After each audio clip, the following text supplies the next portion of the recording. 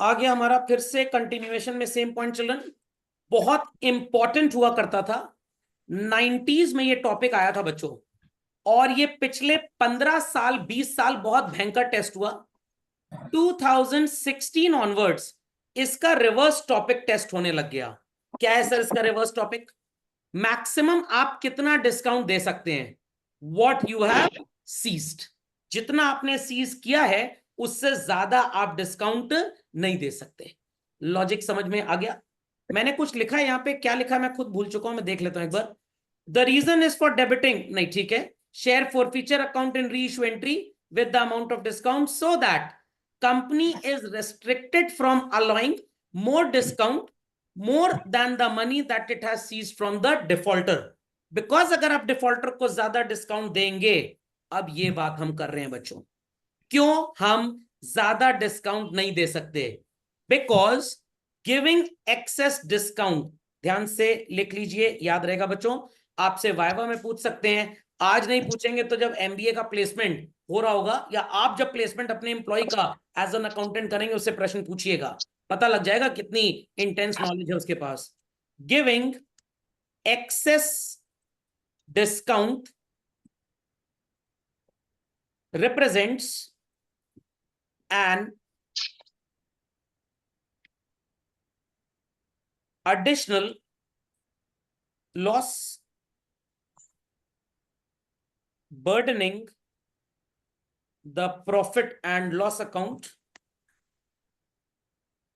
thereby reducing dividend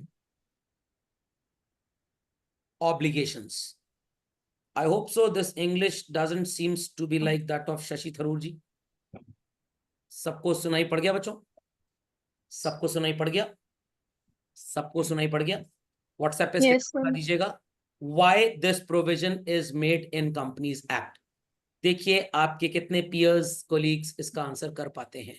मैं challenge करता हूं 10% भी इसका आंसर नहीं कर पाएंगे, क्योंकि इसका आंसर करने के लिए बहुत सोचना पड़ता है, टीचर को भी स्टूडेंट को भी। Copy fast quickly. Yes sir.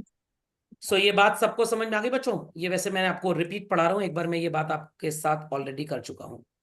सो कैसे आप इंटरप्रेट करेंगे अपने रिजल्ट को children?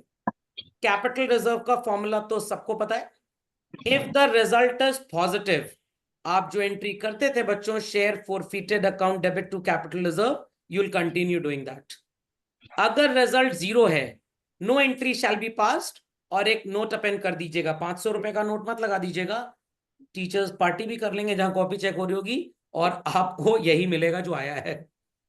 No entry shall be passed for transfer to capital reserve because amount seized per share on reissue equates with the amount of discount on reissue.